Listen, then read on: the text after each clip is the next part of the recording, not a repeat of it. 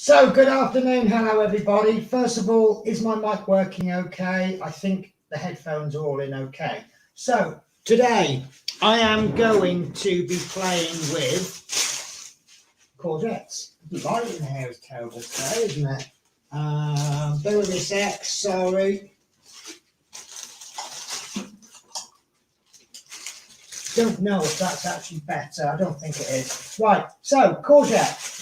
So obviously I'm always looking for new ideas of things to do on the show.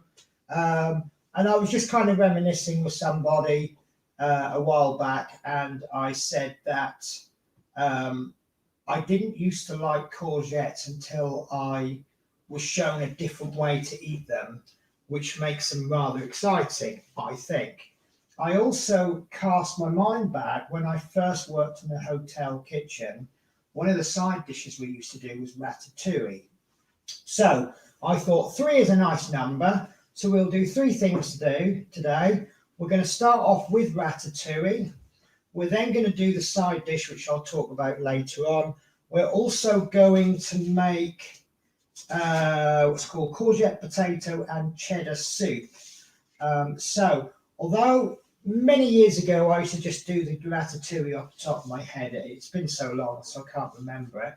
So I have found the recipe off Jamie Oliver's website, jamieoliver.com. And the courgette potato and cheddar soup is from BBC Good Food. And the third thing I'm going to do, I'm just going to call it lemon courgette. It's just something I was shown and I've just picked it up straight from there. So let's begin with the ratatouille. I'll just say hello to Fleetwood J, who says good evening all. Hope everyone is okay. Hoping it's not 50 Shades of Courgette. Depends how bad the courgettes are, I suppose, but not in that sense. And then Build with Adrian says hello everyone on Penny's Pit Stop. So let me change the camera. So I've been treating myself to some new things. I've got these little chopping boards. They come four in a pack and they're color coded, so they're actually quite nice. Excuse me one sec, I'm going to have to turn the light on because I can't see.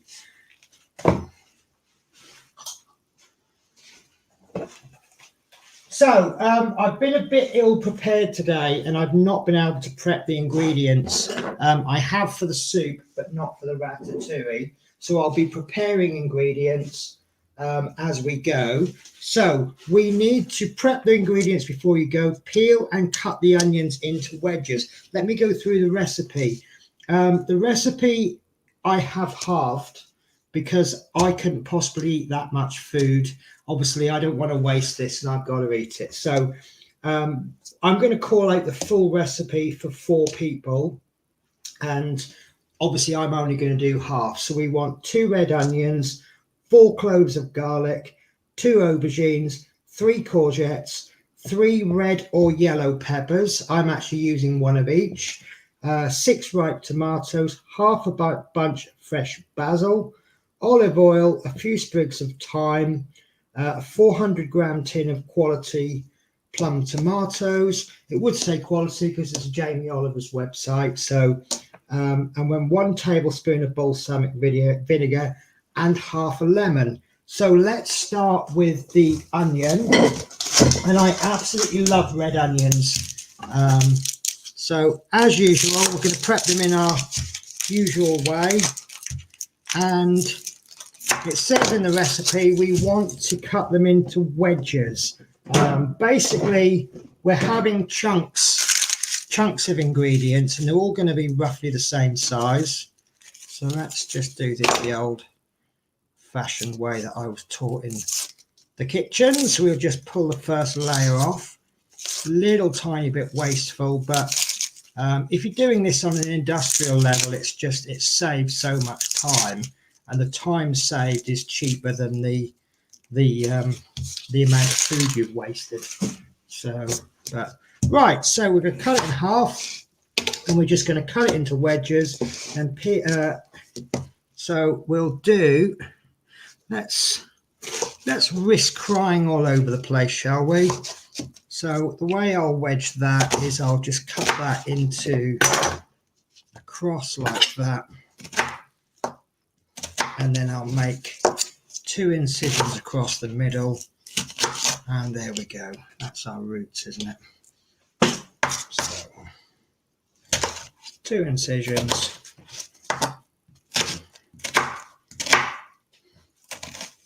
And that's our onion. So I have obviously only done 1 because I'm halving the ingredients. So the ingredients say 3. So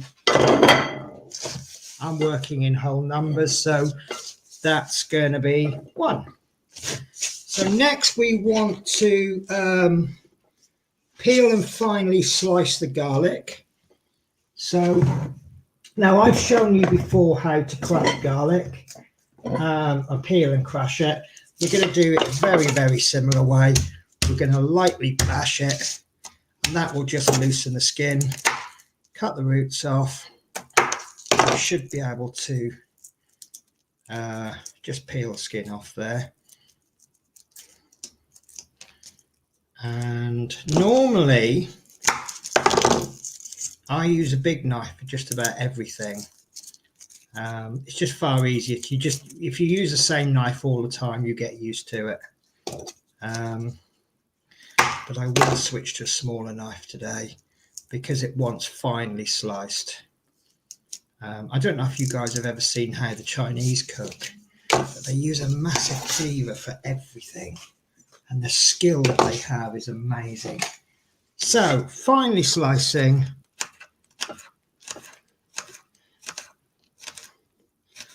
So you see that we're going to get little chunks of garlic in the dish.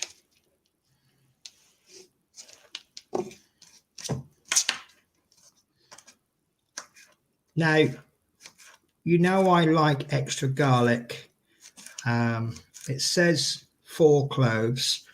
I've got 1 normal clove of garlic and then 2 slightly smaller ones, so that's just a little bit more than half, but that's because I love garlic.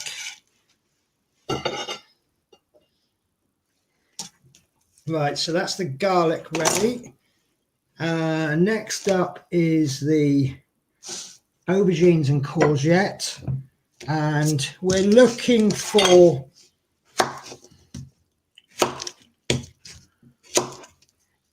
probably about that thickness.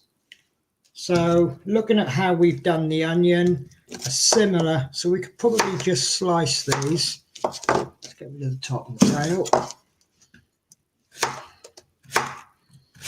Fairly thin, probably 1/2 centimetre to 3/4 centimetre thick. I don't know how that works out in inches, but that's about that big compared to my little finger, about the width of my little finger, maybe a little bit smaller. So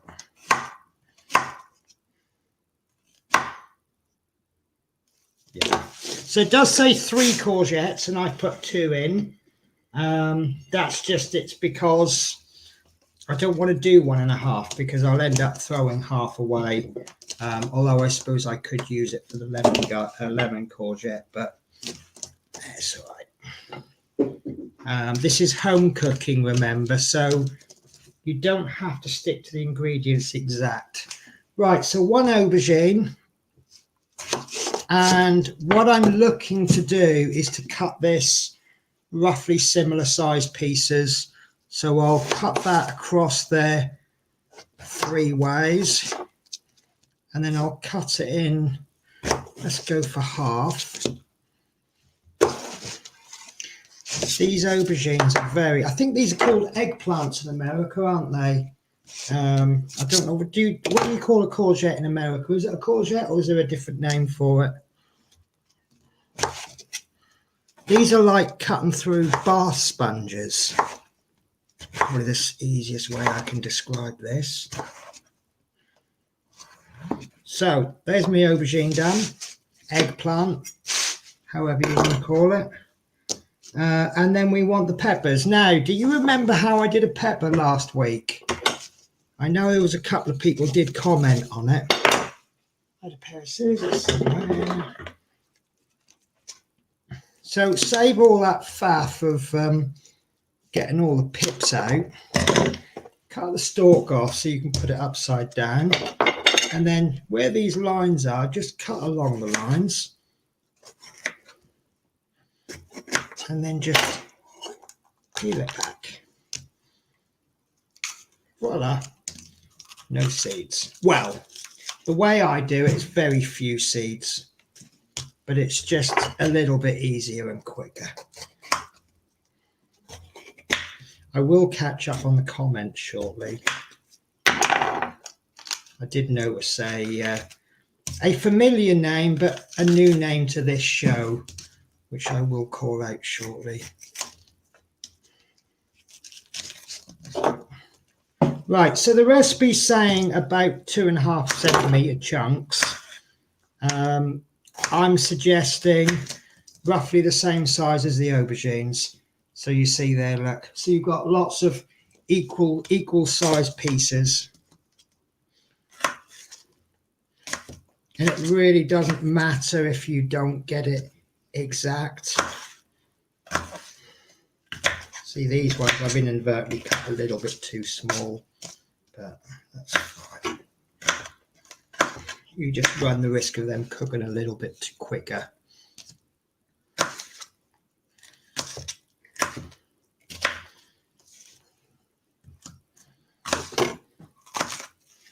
Extremely simple recipe.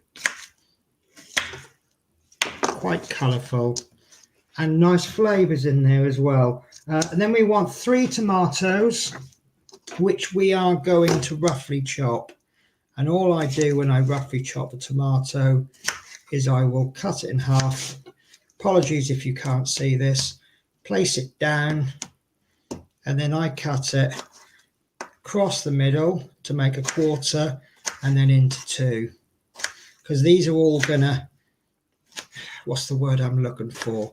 Not wilt, but they're all just going to go in the pan as they cook. So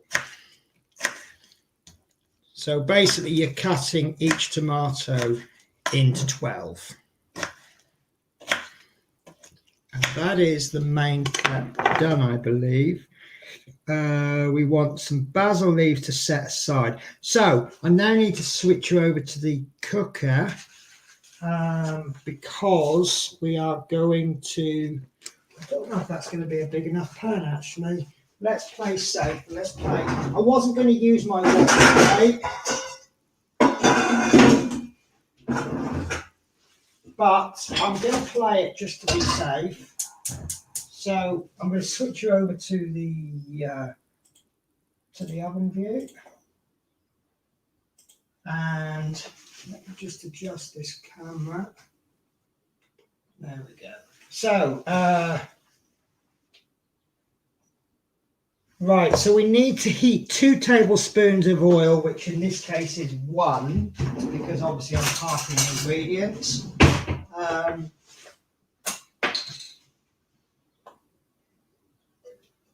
About 1 in there. And I have to keep an eye on my cooker because it doesn't stay on. You turn the ring on and let go, and it goes off. You really need to keep it going for a couple of seconds, and you just have to keep an eye on it. So we have got Mike Tedstone, Ho Penny, and then Hi Penny, stroke all. Yorkshire Craft says hi everyone, And then Paul Wright, hello Penny, this is quite a change to your usual content. I love cooking myself, so I'll be watching with great interest.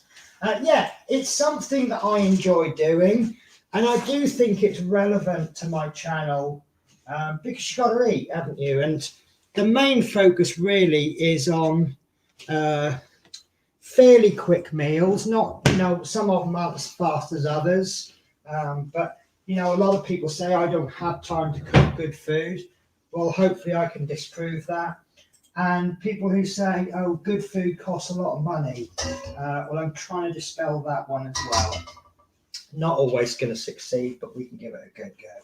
So we've added the oil over a medium heat.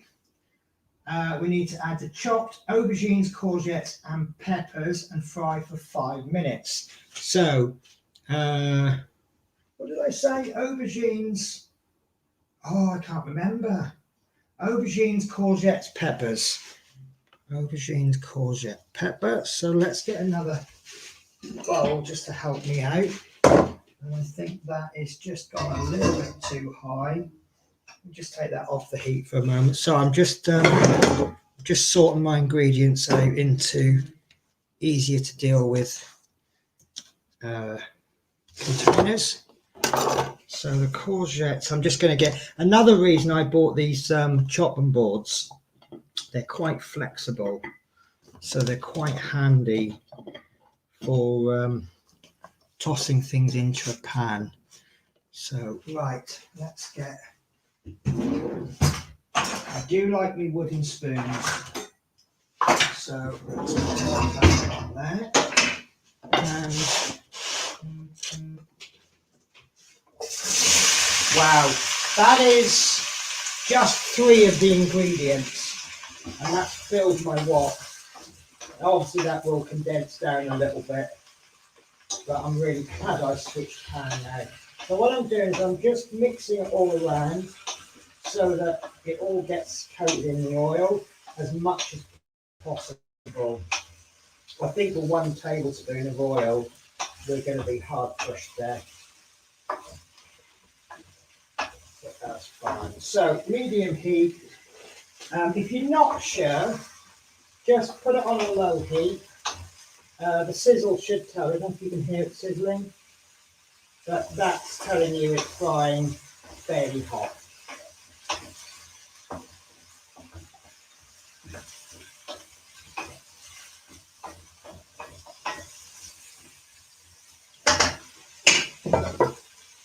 Just going to pop a lid on it for a moment. I know that's not a lid, but it's close enough. So once we have done that, we don't want them to cook through, but we want to take that out and we want to put it into a bowl, which all I've got is this bowl.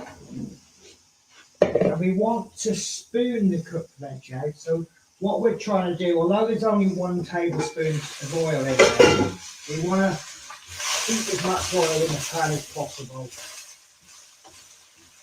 And already that is starting to smell nice, and it's only the vegetables in. But I do like the smell of the peppers.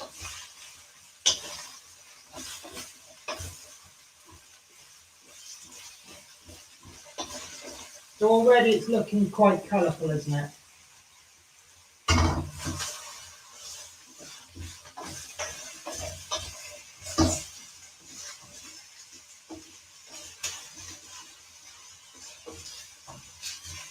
The courgettes are quite expensive, I noticed. They're about £1.50 for 3. So, so I've just thought Love Minnie's comment. Love Minnie says, I thought I smelled food. I was thinking about the show last week. You know I like to have a drink on the go. Normally I like a cup of coffee. But we mentioned wine last week, and all week I've been thinking, oh, should I just pick up a small bottle of cheap wine and just have a glass while I'm cooking? I've resisted the urge, but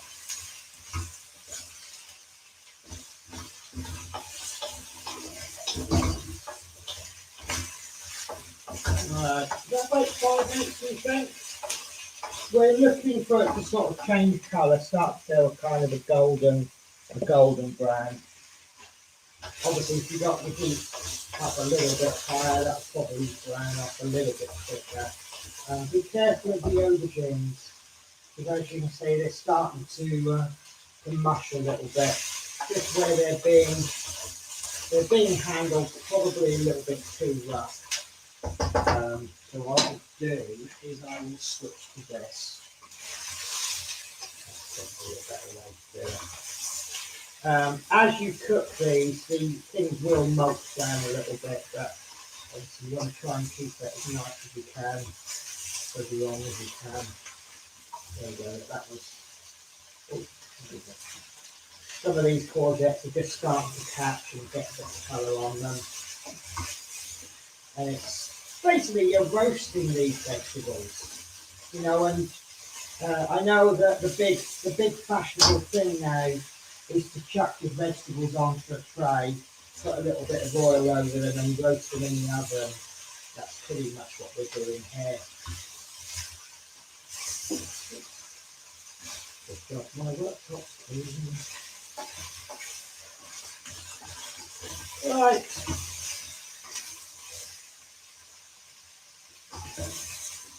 What I'm doing is I'm feeling some of the veggies just to make sure they've got keep going through them, which they have.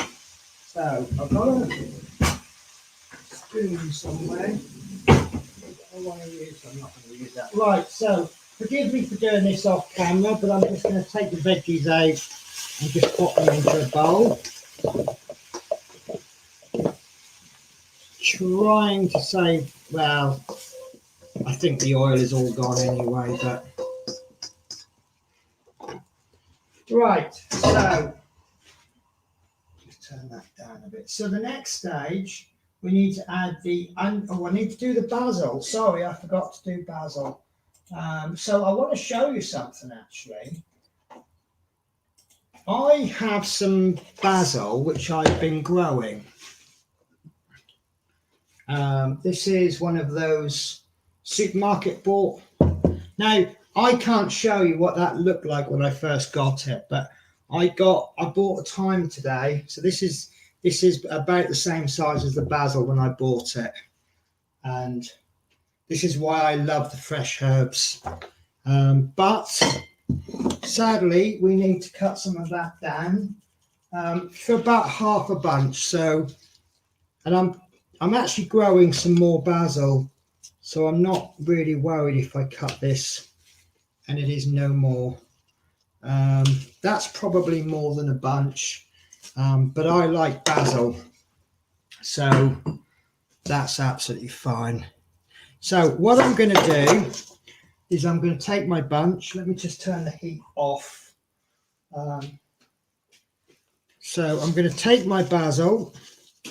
And there is a trick to this, and I'm sadly not very good at it. If you take, oops, can't use that again. If you take your stalk, if I can get the stalk out, and then pop a fork in and pull the fork through backwards, it takes the leaves off. So pop the fork in, but if your stalks are tender, it's not going to work. This is why it sometimes fails for me. But if it gets most of them off, it's fine. You can do it either way, actually, I've just realised. Right, so that's the leaves off. What we're going to do is try and get these as flat as possible and then try to roll them into a big ball.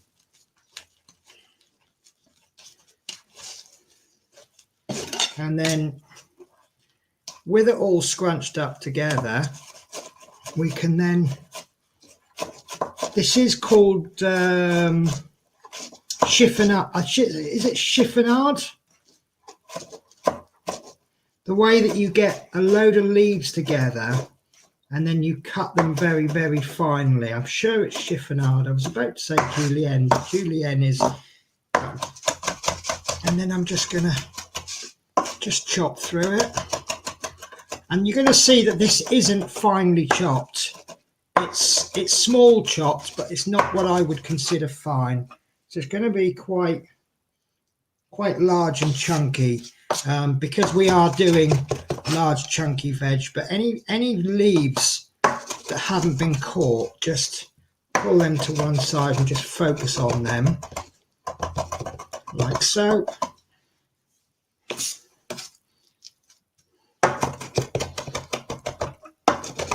And then the stalks, they can all go in, and what we're going to do is we're just going to finely slice the stalks. And these are very, very rough stalks actually. I've had this plant for a while. Maybe I should have cut the new fresher stalks off, but there we go. That's just a rough chopped. There are some big chunks in there, but generally that's the sort of size that we're cutting them. You know, it's nice big bits of leaves, and there's a leaf. So I can actually demonstrate. I forgot to do this one, it slipped. So what we're basically doing is we're taking our leaf and we're rolling it up like that. If you can see me there, okay. And then we're just going to slice through it.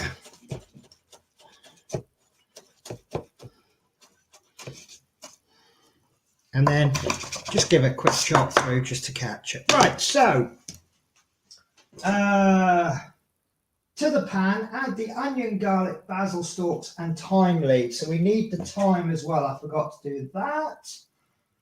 We need a few sprigs of fresh thyme. So I'm calling a few sprigs. That's about a few sprigs, isn't it? Again, we'll just roll this up as best we can. It's not going to be as easy as the basil because the basil has got larger leaves. And obviously, oh, that smells lovely. And obviously, if you've got one of those fancy, I don't know what they're called, but I call them a herb chopping board.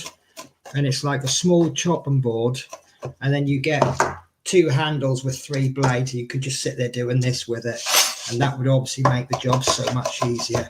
But I really wish I had smell-o-vision right now because this thyme is, oh, it's amazing. Absolutely amazing.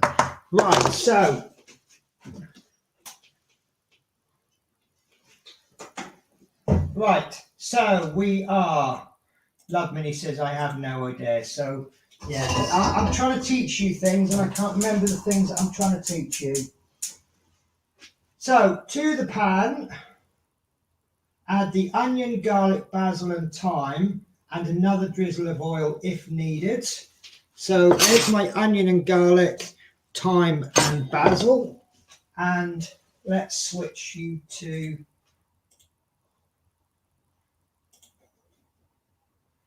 there we go, overhead view.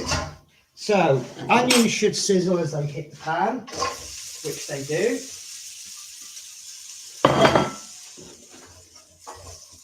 Give those a bit of stir.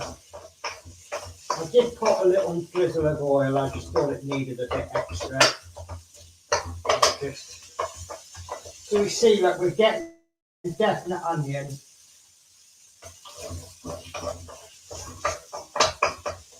And then we can add the herbs. Be careful because these herbs are quite delicate. Normally you add them towards the end. So it's a little bit odd that you're adding basil so early, but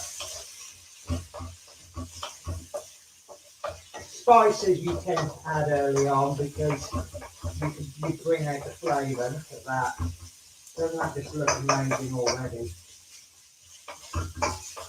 It looks good enough to eat. So I'm just going to cheat a little bit and I'm just going to sweat those down a little bit and that'll be about 5-10 minutes. So what we're going to do after that is we're going to pop the cooked veg into the pan and stir in the fresh and tinned tomatoes. We're then going to add a tablespoon of balsamic vinegar and a good pinch of sea salt and black pepper, which I do love. Right, put a damp towel under your to stop moving. Is that the chopping board? I did forget to do that, didn't I? So we're just going to keep. Oh yes. So we're just going to keep this cooking, moving. We don't want it to burn. That's why I put the lid on. We're just going to get those flavours going.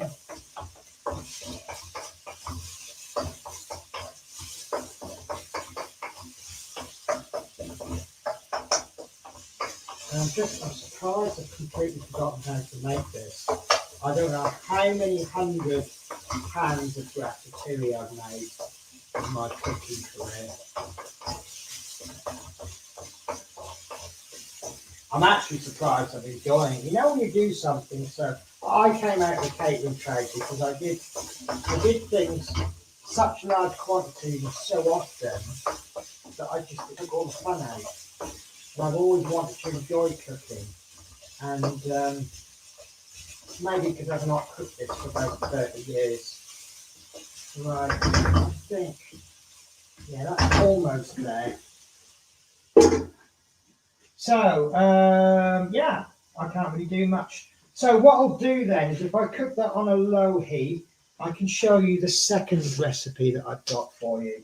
And it is really, really simple. It's actually so simple that what I'm going to do, I don't know if I've got any.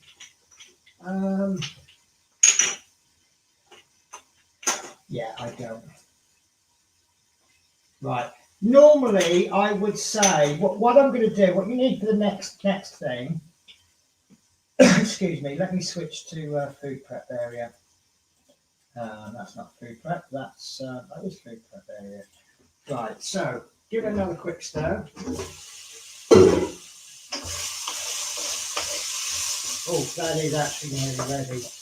Right. So I'll just delay that for a little bit. In fact, actually, I think that's ready.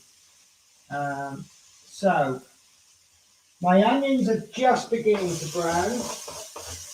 They're softer. They're not soft, but they're definitely softer. So for the purpose of this, I think that's perfect. So what we want to do now is return our vegetables to the pan. Return the cooked veg to the pan and stir in the fresh and tinned tomatoes. So there is the vegetables going in.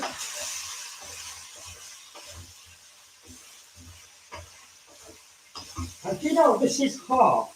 This is supposed to serve 4 people. I think what they've done is they've put serve 4 as a lone vegetable. I've always eaten this as a side, as a vegetable, not as the main course. But I suppose you could have it as the main course. Right, so tomatoes. In they go.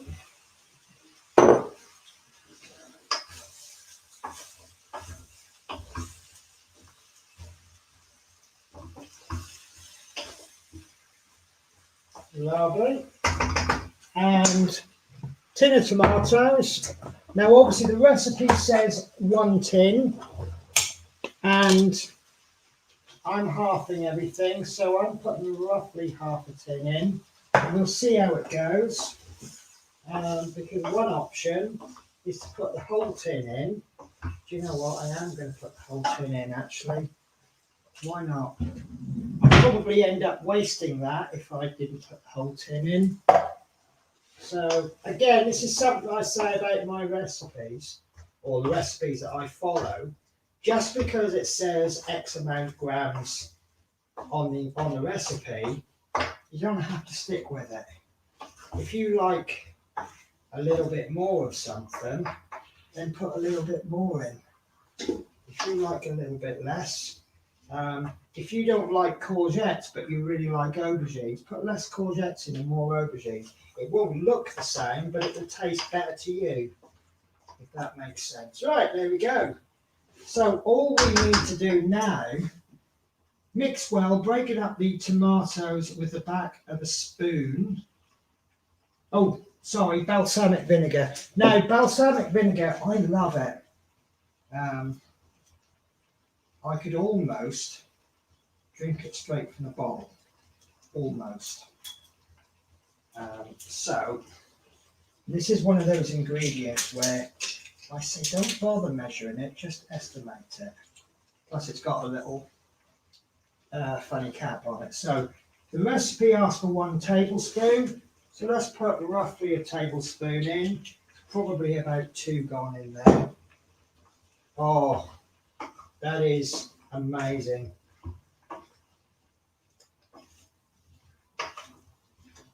Brilliant. And then we want a good pinch of sea salt and black pepper. I actually do have sea salt. Doesn't matter if you don't have sea salt. You can use ordinary cooking salt.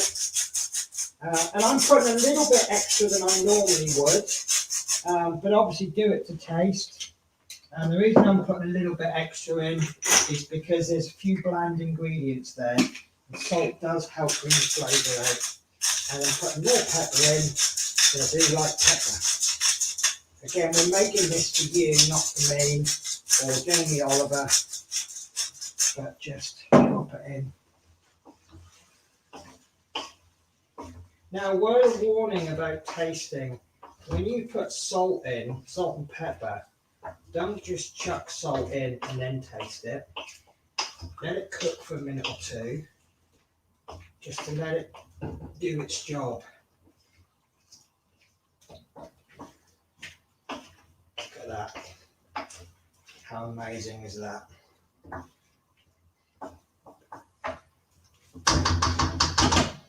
Right, so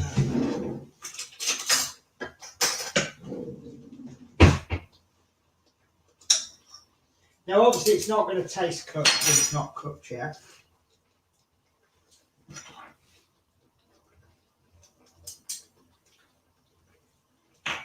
That's nice. That's nice. The peppers are at that slightly squeaky stage. We're not mulched down yet, but they're no longer raw. Right, so it says in the recipe, cover the pan and simmer over a low heat for 30 to 35 minutes or until reduced, sticky and sweet. Now again, I have no lid, so I use a saucepan. But what I'm going to do, transfer that to a back ring, and that will give me the chance to use this or something else. So let's turn that one off. In fact, actually I'm going to use, that's not going to work either. This is why I wanted a small pan really, because I knew I would struggle to get everything in there. Right, so let's do our second nice quick recipe. And I'm almost guarantee you'll love it. I actually did not like courgettes as a vegetable until I tried this. It completely changed me. So I'm calling it lemon and garlic courgette. I think that sums up what it is perfectly. And for the prep work, we need as many courgettes as you want to call for the whole meal. We want some garlic, and use as little or as much garlic as you want. I'm suggesting maybe 2 cloves per courgette, maybe 3 cloves per 2 courgettes. It's totally up to you. And I'm going to crush the garlic. It's one of those, I want it to be invisible, but I want it to be there kind of consistencies.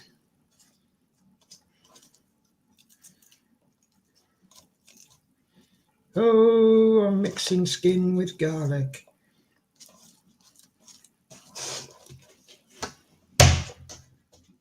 Right, so that's our garlic crushed. I probably should have done the courgette. No, I didn't need to do the courgette first.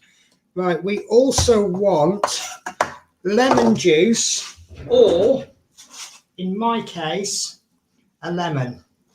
And I'm just going to use half a lemon. And I'll tell you the great thing about lemon, gets rid of the garlic smell on your fingers. It's brilliant. It's so many good uses for lemon. Now, I'm just going to check the ratatouille.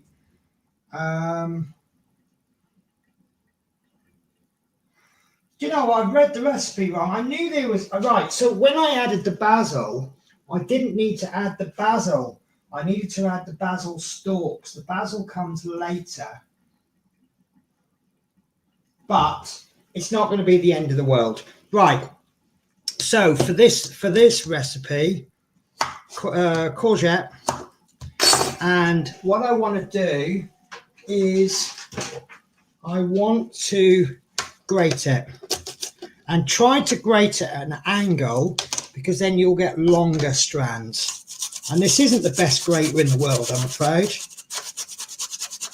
But, and then just every now and again, turn it, because otherwise you get this little bit there that doesn't want to go through.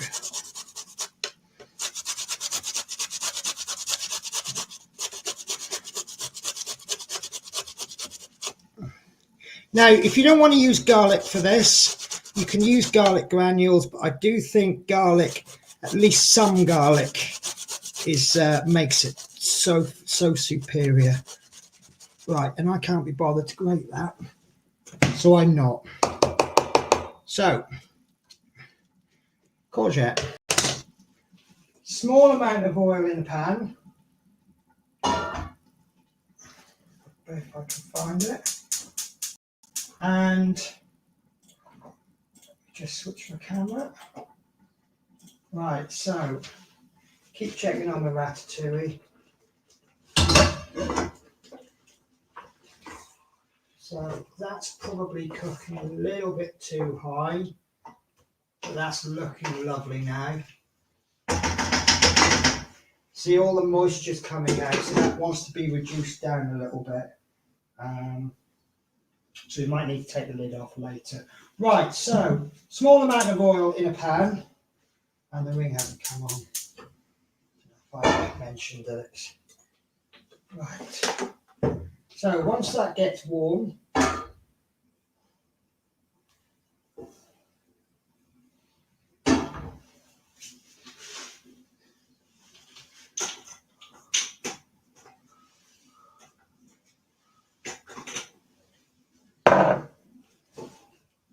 there we go, that's getting warm. So I want to chuck my garlic into that pan and keep it moving. I don't want to darken. I don't want to colour the garlic. But I want to flavour the oil more than anything. I am going to cheat a little bit. I did say you can use garlic from a spice thing. This is actually herb and garlic, but it's just going to be a bit of a. But that's because I like garlic. Right, so once that's nice and warm, and just start to flavour the oils, you then want to pop in. Might actually wanted a bigger pan. So what we're going to do is we're going to keep that courgette moving. What we're effectively doing is frying off the moisture. You might actually want something that we can see if that helps. Not really. Not really at all, is it? So actually I'm going to use this. I'm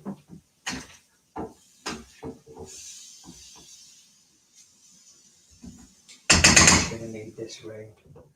Sorry guys. I want quite high heat.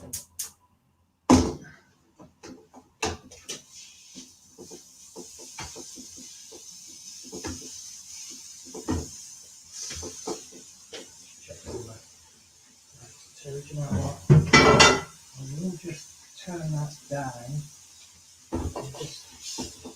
If you put a lid on it, it's going to stop the moisture from escaping. If you're trying to reduce something down, you want the moisture to escape. So I let it cook with a lid on it.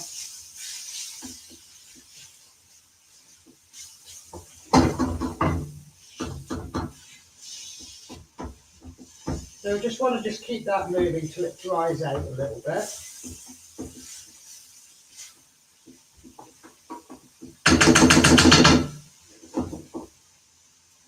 No, I could have actually used that. No, I can't. But I do not want this to colour. It's starting to dry out a little bit. Obviously, as you grate that courgette, you're going to get a lot of moisture, just like when you grate anything else.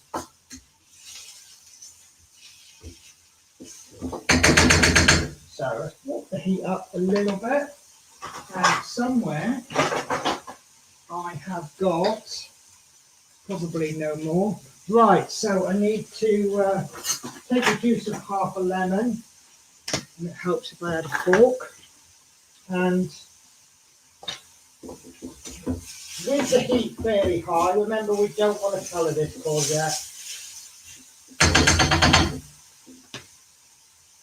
And we just want to put the juice of about half a lemon. Well, probably not half a lemon actually, because I'm not doing a full cook here. So I did notice that a seed just dropped in, so we'll get rid of that. And then what I want to do is I want to keep cooking that until the lemon juice goes. It's like with the moisture that came off the courgette, we want to get rid of some of that. We now want to get rid of the lemon. So we'll end up with the flavour, but not the actual juice. And it won't take long because it's on quite high heat. And the whole kitchen is now filling up with a nice fresh lemon.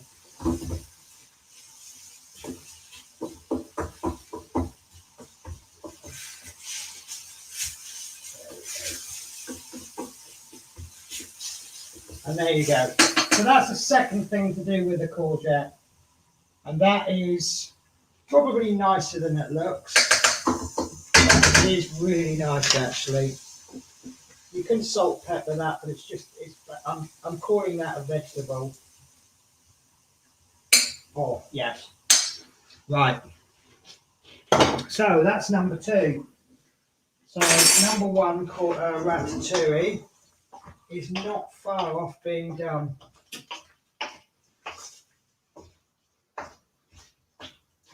Interestingly, I decided to do the starter last. So bear with me one sec. I'm just going to get something out of the fridge. I'll explain all a little bit later.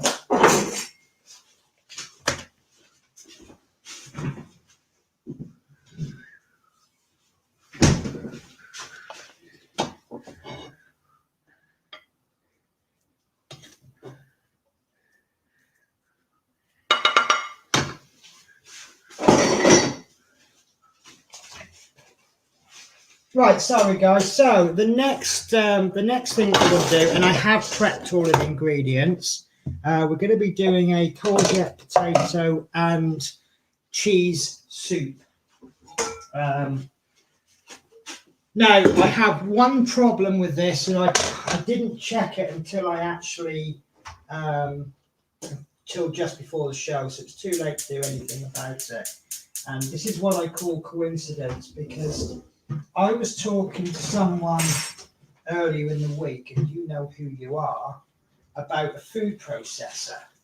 Now, if you are cooking every single day, a food processor is a wonderful thing, because over the course of weeks or months, it's going to save you hours and hours.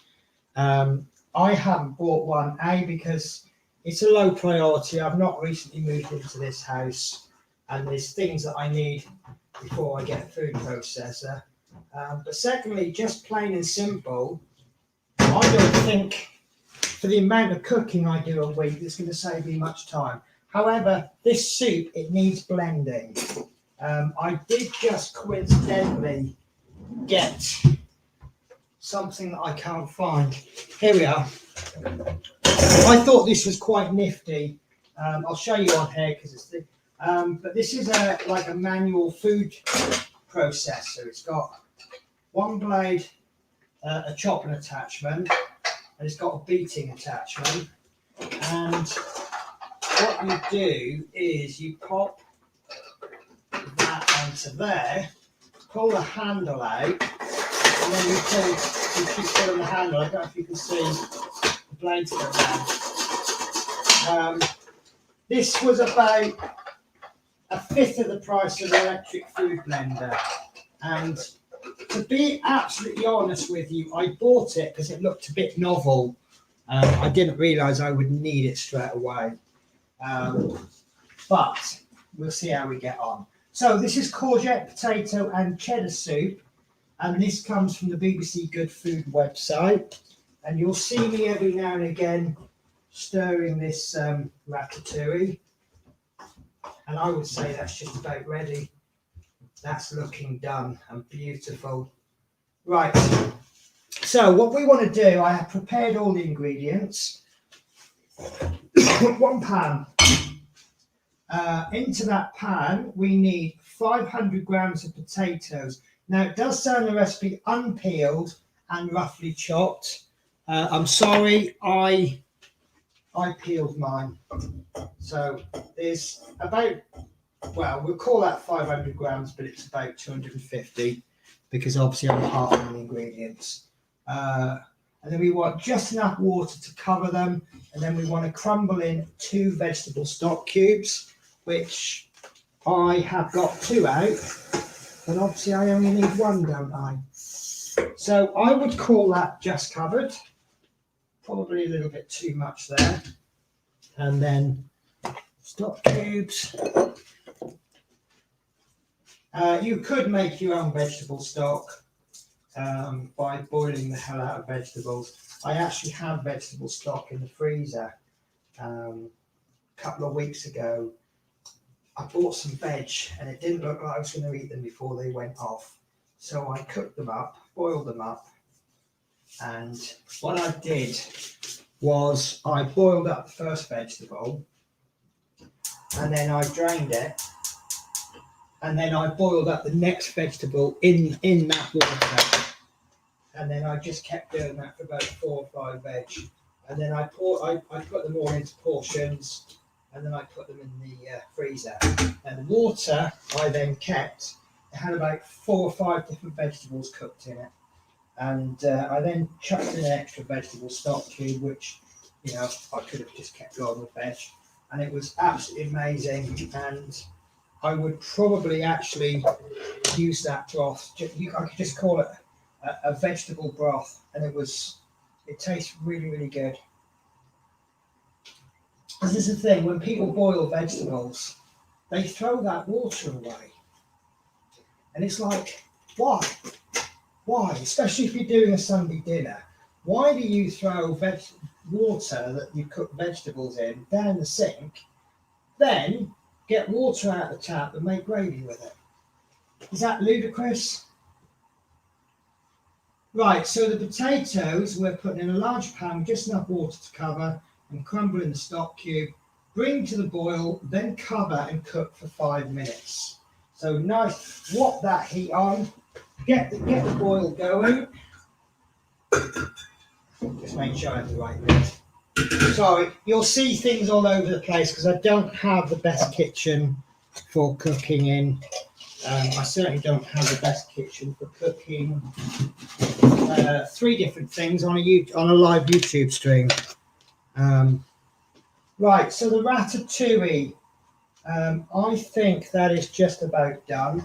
So I should now put the basil in, but I've already put the basil in and I've probably killed it. But the basil would go in now, and with the basil, we want half a lemon zest. Sorry, 1 lemon zest. Half a lemon. So we want about 1/4 of a lemon. So I have run out of grater. So I need to clean a grater that I was using earlier. If I can find it.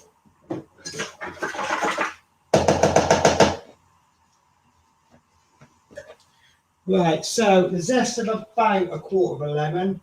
The recipe says half, but obviously we're cutting things in half. And I'm just, lemons, great better whole, but I don't think we've actually got anything coming off that. There we go, there we go. Because it's all been squished where I've juiced it, there's not much coming off, but it's just cheap, put a bit of lemon juice in instead. Not a lot gone in. It's just giving it a bit of a freshness.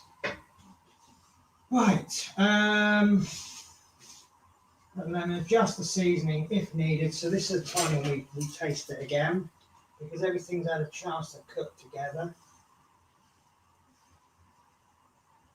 Oh, Oh, yes.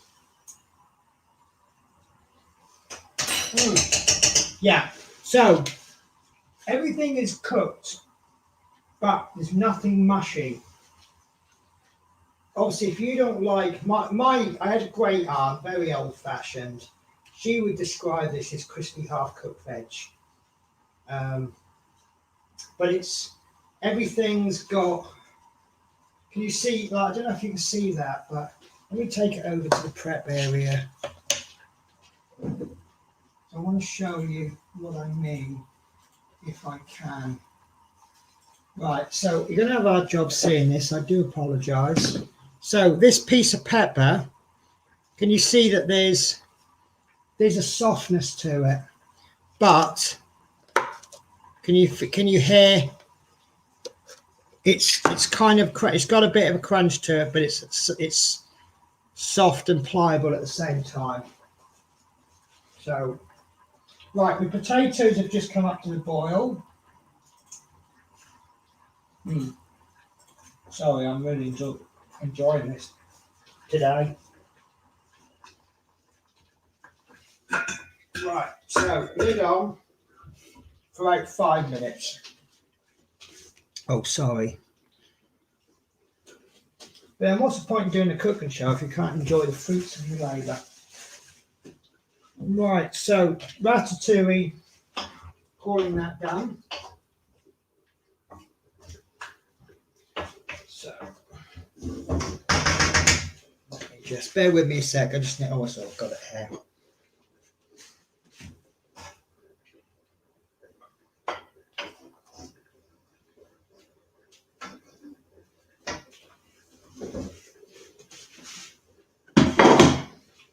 Now, obviously, I've done ratatouille and I've done the courgette as sides. Obviously, if I was serving you up this for your dinner, I wouldn't serve them both up because it's too much courgette, but I'd serve you one or the other. Right, potatoes cooking. I think I've done too much. I've done this too quick and that not quick enough, but it's fine. You know me. So what we're going to do is once that's been cooking for about 5 minutes, we're going to add the courgettes. We're going to put the lid on, cook for 5 more minutes. Then we're going to throw in the spring onions. We're going to cover and cook for another 5 minutes. We'll then take off the heat. We'll stir in the cheese and season with nutmeg, salt, and pepper. We'll then stick that where it says to stick it through a food processor, and we want to whiz it to a thick soup-like consistency. We can always add more hot water if we like, and then we serve with scattered extra grated cheese, spring onions, and nutmeg or pepper. And this will freeze for up to 3 months. So it's a really simple. We all know potatoes are cheap. For example, if you've got an allotment and you've had a really good crop of courgettes and you can't possibly eat them before they go bad, this is a good way to use them up.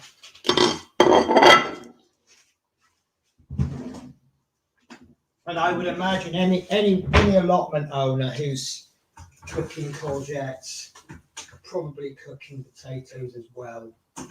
Because in the UK anyway, potatoes are a nice, easy thing to cook. I'm just going to pop a little bit more hot water in there because I think the level's a little bit low. I don't know where I've got. Yeah, because where the courgette's sticking out from the top, it's now starting to get inside and burn. I don't really want that. So cook that for about another 5 minutes.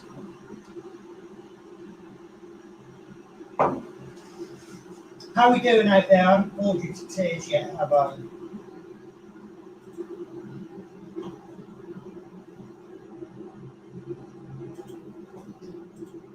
you know what? This is typical of me. I had a really funny joke earlier on, and it would have been absolutely perfect for this show. Not rude, not offensive, or anything. Not political or football. I really like that. That's going to go in the freezer.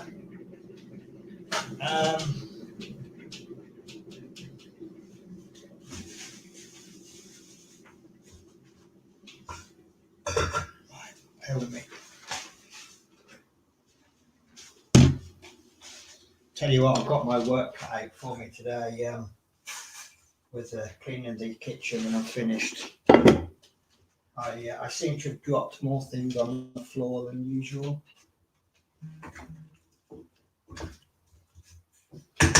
Just bring it up to the boil.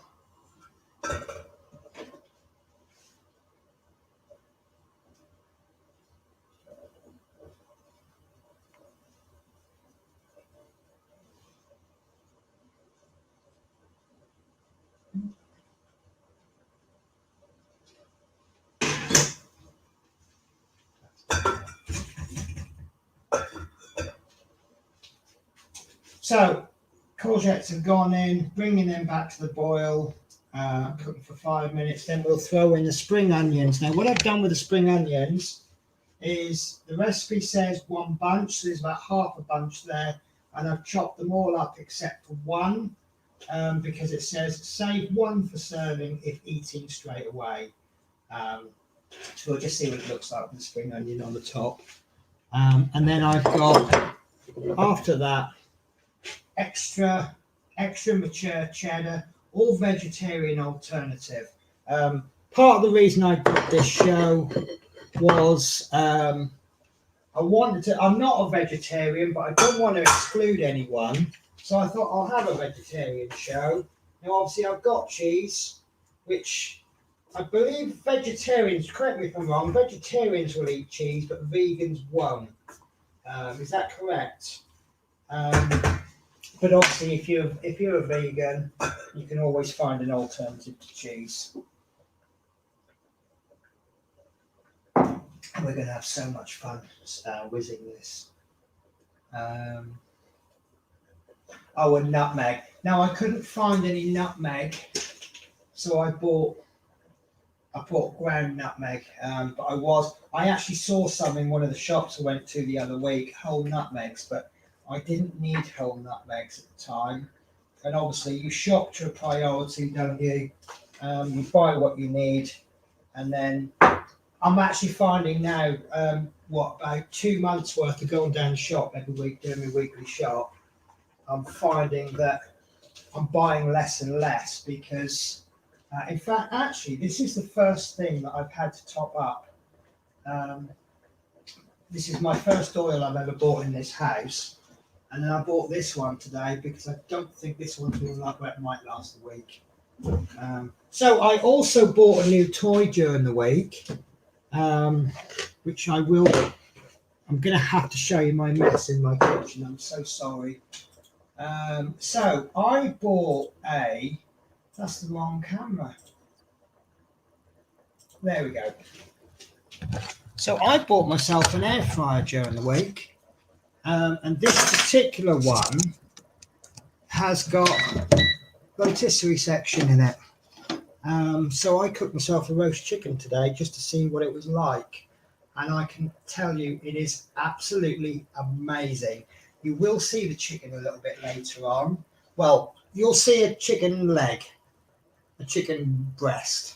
But all I did was I watched a quick YouTube video on how to truss a chicken for rotisserie. So you kind of tie it together so it plumps up the breast, pulls the legs in, and then you stick the rotisserie bit through it, chuck it in. Now the setting on this for small chicken, I bought a medium chicken because that was the smallest they had. But the setting is for a small chicken, and it's a 40-minute cook, and I didn't quite like the juices. To check a chicken is cooked, you just pierce it and let the juices fall out. If the juices run clear, it's cooked. Wasn't 100% sure, so I chucked it in again for another 20 minutes. But even so, cooking a whole medium chicken in an hour, you really can't complain about that, can you? Right, so my soup has been on for about 5 minutes. I can see that the courgettes are starting to cook through. So now I need to throw in the spring onions. So let me just, don't know if you actually need to see this to believe me, but there's the spring onions going in.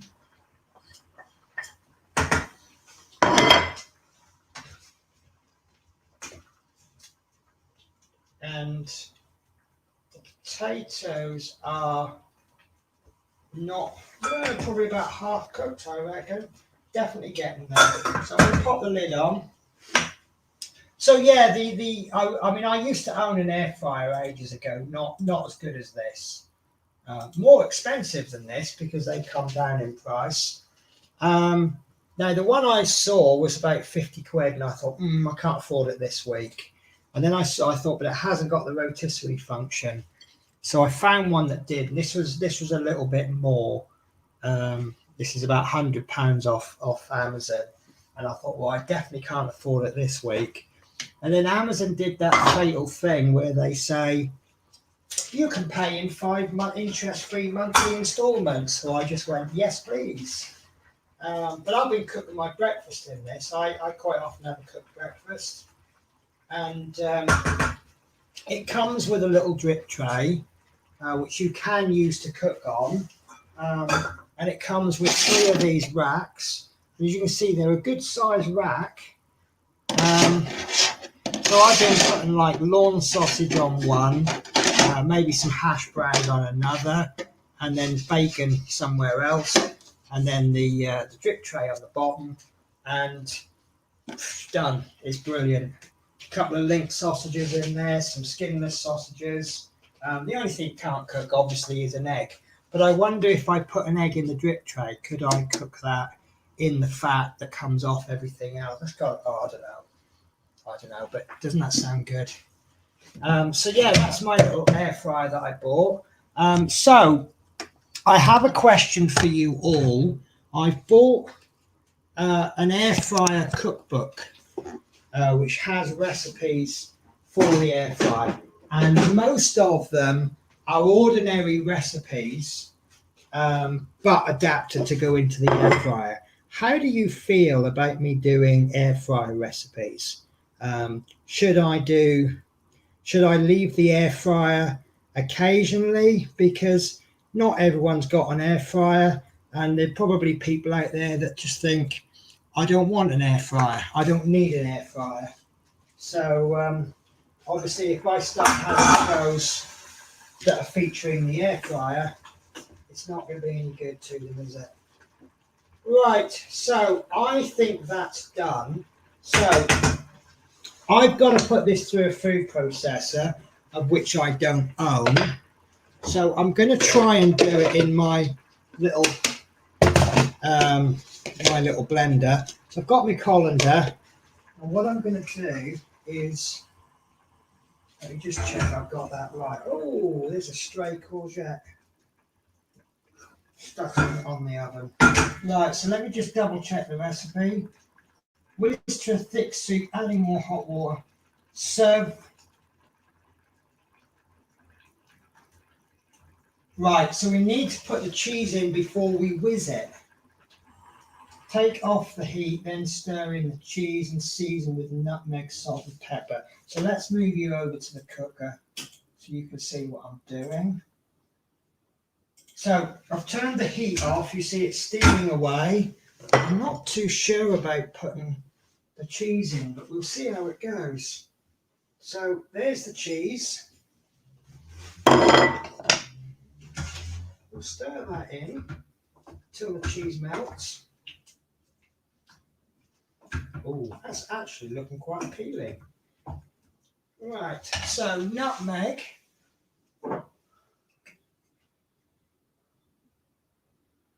Nutmeg, salt and pepper. So a bit of nutmeg. It's quite a lot of nutmeg in there actually, but it's kind of a safe thing in that. Bit of salt and pepper. And I'm going quite easy on the salt and pepper. Well, especially the salt, because it's got cheese in. So I don't think it's going to need as much salt as I would normally. If these are all bland ingredients, I would quite put. You know, that actually smells absolutely amazing. Right.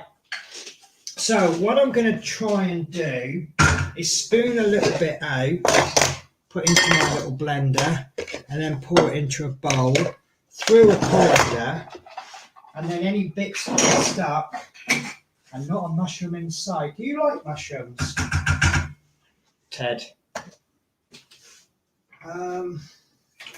Yeah, so we'll try and blend it, but you know, obviously my blender isn't that big, so I'm going to have to do a little bit at a time. But we'll see how much fun this is.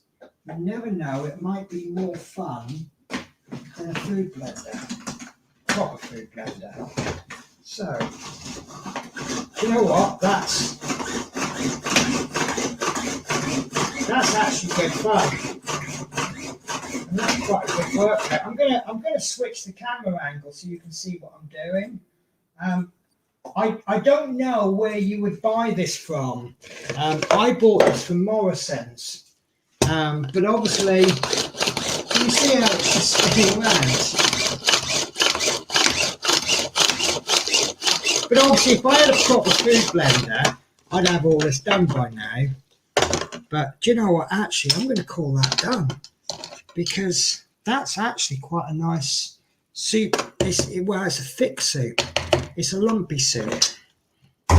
So, but that's quite therapeutic, actually.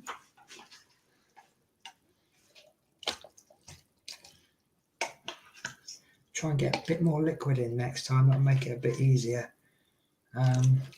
I used to have a food, not a food blender, but like you know, the one smooth, like sort of a smoothie maker would probably be the best way to describe it. It was like a liquidizer, but you chuck all this fruit in, and the actual bowl for the blender, it was actually a water bowl. So you chuck all water and fruit and stuff in, and stick it into whiz, and then you'd end up with a nice smoothie or a drink you could take to work. And I'm getting really tired on this now.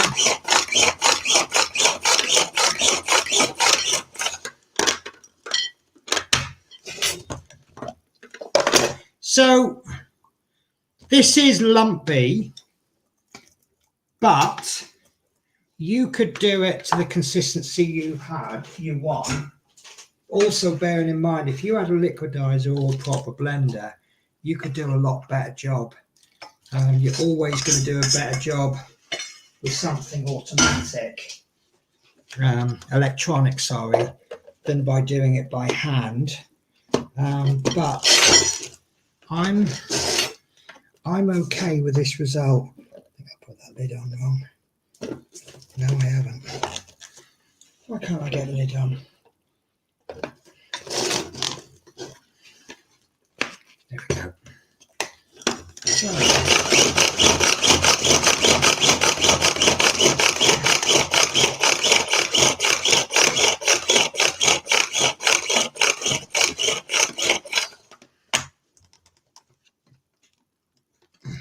oh, my fingers have got wet, so I can't get the lid off because I can't get the grip on it.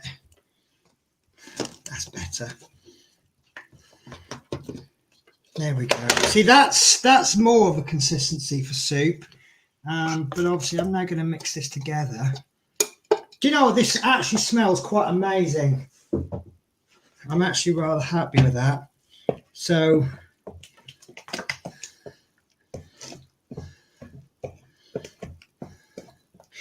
it's a little bit lumpy because I'm doing it in a hand blender.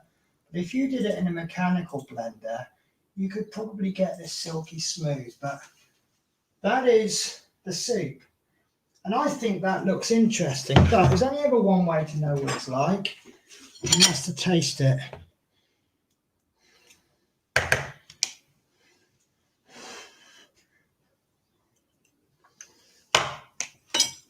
You know what, guys? That's really nice. If anything, it could do with a little bit more cheese. But it's always better to leave it saying, I want more of something, rather than saying there's too much of something.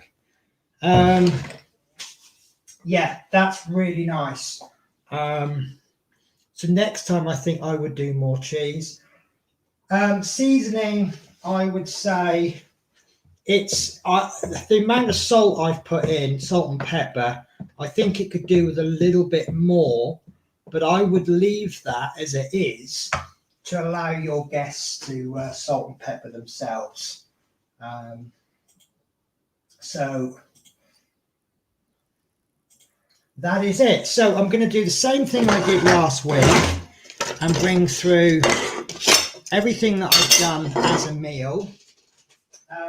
So we have got, you won't be able to see this because my bowl is not see-through, but one bowl of soup is a nice, it's probably a nice winter soup actually, that would be quite filling. I think that looks rather nice. It tastes even better. And so I said that this morning I did a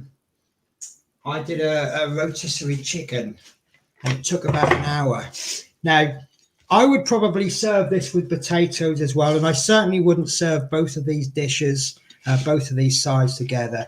But doesn't that look a half decent meal? Maybe some potatoes. I don't know if you'd want to do mash or roast potatoes or chips, chicken chips from Ratatouille. Maybe put some sweet corn in there for a bit of yellow on your plate. I think that's not a bad little meal there.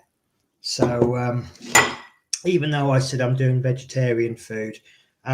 So I don't know, what could you replace that with if you were a vegetarian? Maybe a veggie burger, maybe a soya veggie burger. I don't know. Is there anyone vegetarian watching this? How do you feel about vegetarian alternatives that look like meat? I personally am not a fan. Why have pretend something if you could have the real thing? But I suppose it depends on your reasons for being vegetarian. So obviously, because of how long that's been on the plate, I'm going to have to microwave that to enjoy my dinner. But that is the result of today's show. Now, I haven't sorted next week's show out yet. I want to try and structure the show. Let me, there we go. So, first question, what did you think of that? There was actually very little skill involved in that. Even the chicken, this particular chicken, let me get the chicken so I can give you a, now, I had a chicken drumstick for the lunch and it was amazing.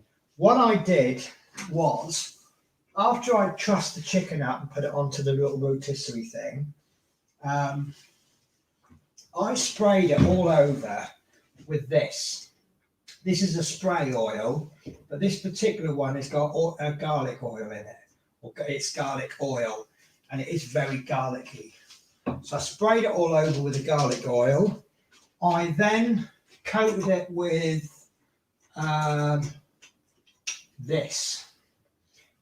I actually bought this today. This is chicken seasoning. This one came from Morrison's, but the big brands, this isn't chicken seasoning, but that brand, they do it as well. Any kind of chicken seasoning. Now this contains, I salted it as well, rubbed that in. That encourages the skin to get crispy, and the skin did go crispy. But this chicken seasoning contains turmeric, salt, parsley, lemon peel, onion, garlic, black pepper, and thyme. So you could take those ingredients individually, but do you really want to be sitting there for 2 hours preparing stuff just to do a little rub for a chicken? So that was just as easy doing that. So that took an hour to cook, but the hour that it was cooking requires no attention. I just hit the button, left it. The soup, 15 minutes was it? 15? So you could obviously do that. You could probably prepare that well in advance and nuke it in the microwave. And there's loads of soup been made. The ratatouille, that was the most time consuming one because it requires a little bit of cooking and then do some work and then do a little bit more cooking, do some work. But that can actually be, when I worked in the kitchens, we used to keep it warm. We'd cook it and we'd have these bain-maries that would keep the food warm, and it's fine for ages. And then obviously the courgette, that's a couple of minutes to cook. So next week I thought about, you guys have seen me cooking now for what, 3 shows?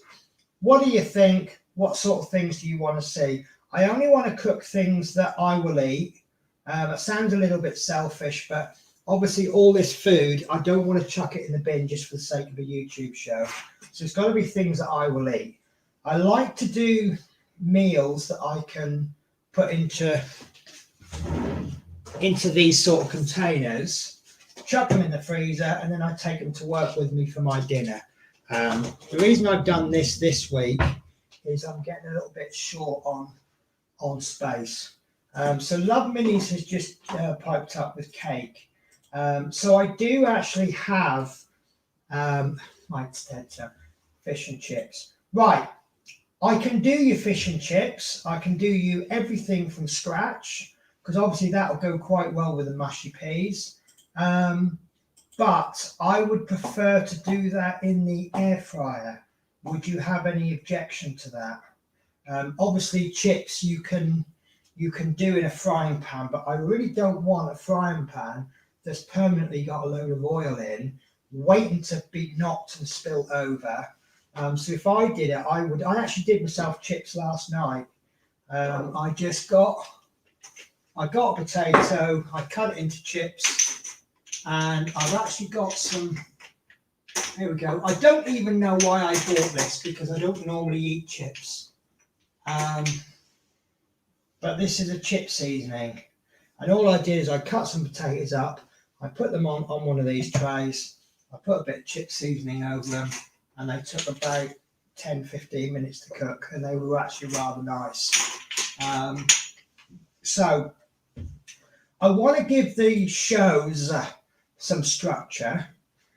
So I don't want to do all this kind of food, and then do something else for weeks and weeks. So I want to mix it up. So I'm thinking we will take a break from main meals for no more than 1 week.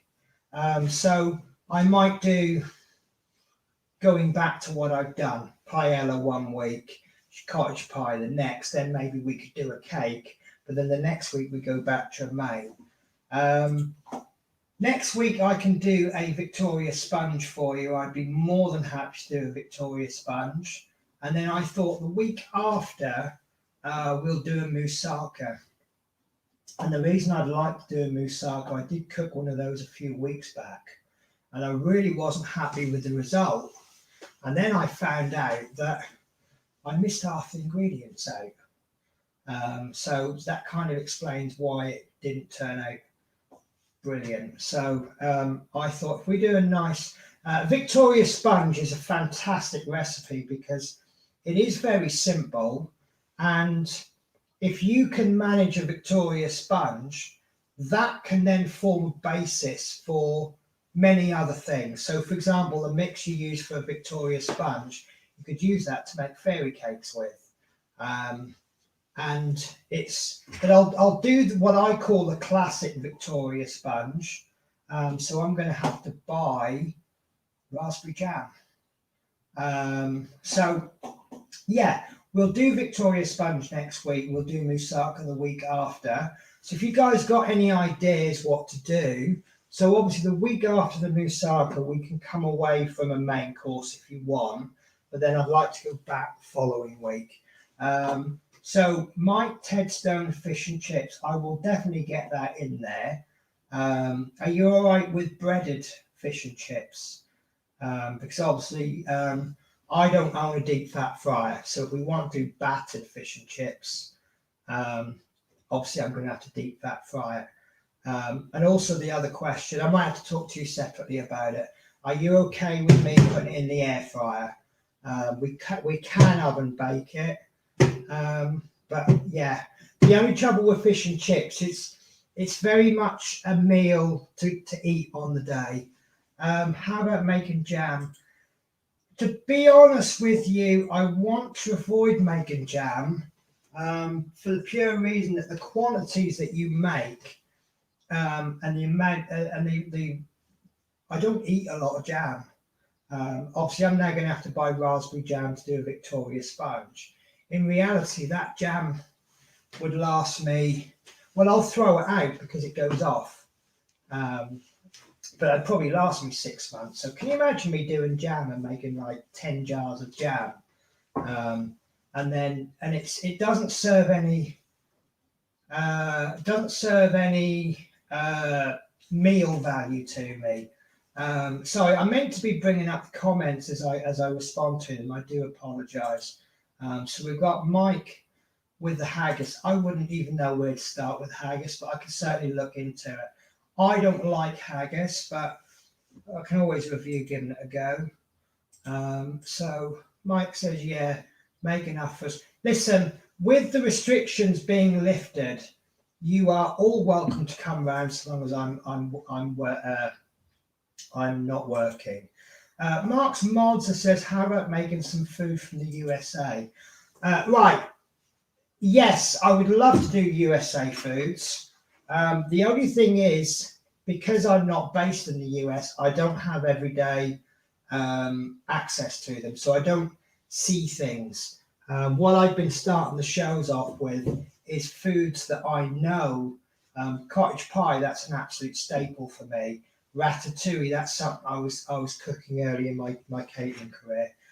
So I would have to have a chat with somebody who knows a little bit more about American foods, and I will certainly bring them to you.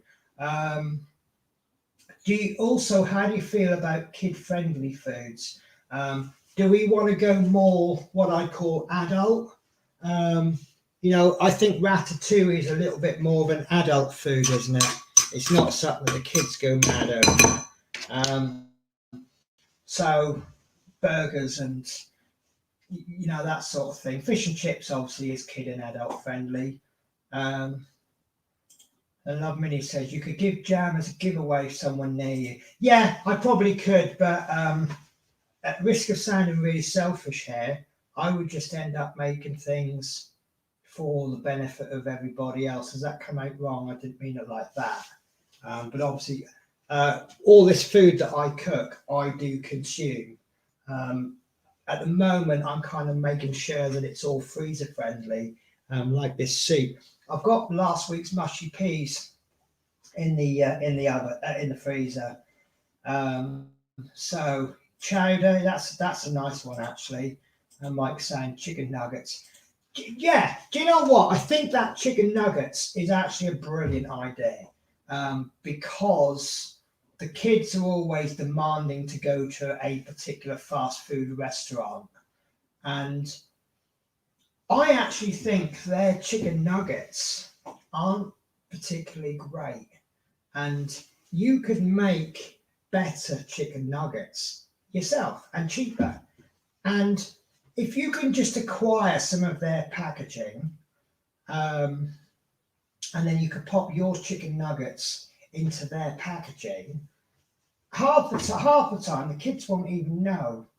So I think chicken nuggets is a great idea. Meat pie is a brilliant idea. I'm gonna chuck the beef burgers back at you, Mike, because rather than beef burgers, how do you feel about meatloaf? Again, that was another staple when I was young, and I used to love meatloaf because it was a main meal, but then all the leftovers were sliced, and you had meatloaf sandwiches for a couple of days. So it was kind of the meal that you could recycle.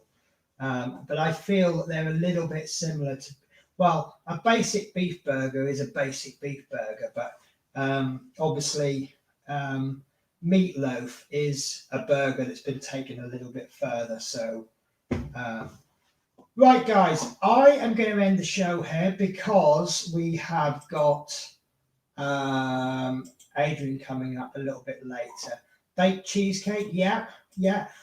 That's an idea that I had because there's two cheesecakes I used to make. One was a baked cheesecake, where you bake it in the oven. Another one is where everything's baked on the hob.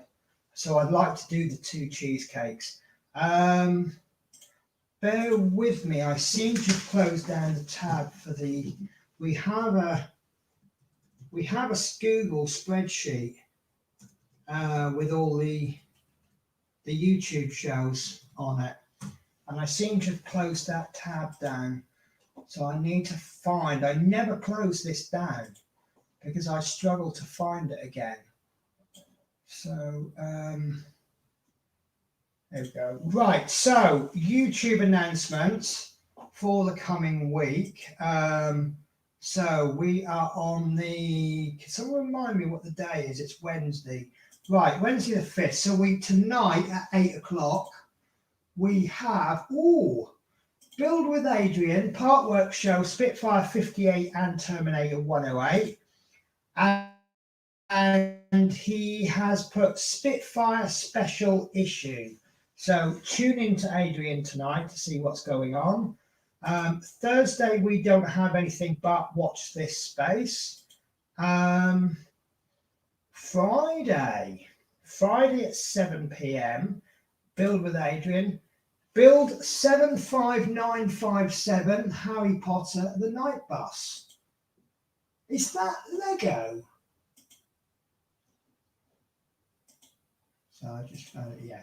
Is that Lego? Because the reason I'm saying Lego is that sounds like a Lego part reference. Anyway, I'll check up on that. Saturday, we have Chris Davis. He's doing Jaguar issue 47, maybe 48.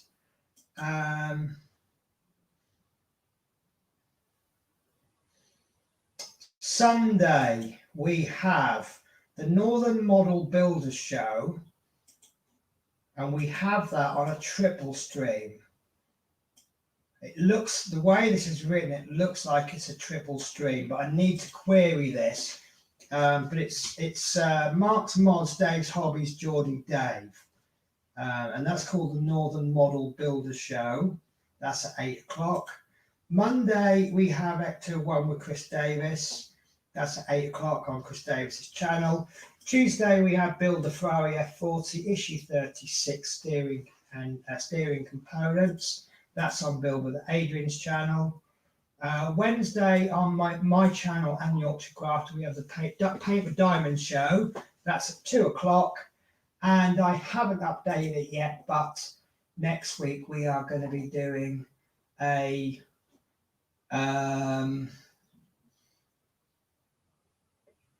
sorry, something's just come up in my mind. It's just thrown me. So next week we're going to be doing a Victoria sponge. So nice simple episode. So it might not go for that long.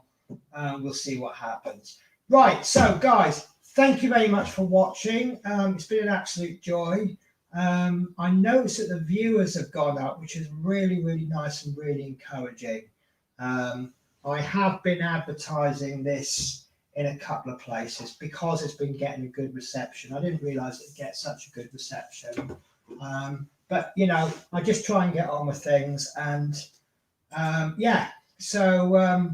guys, so take care. I will see you next week.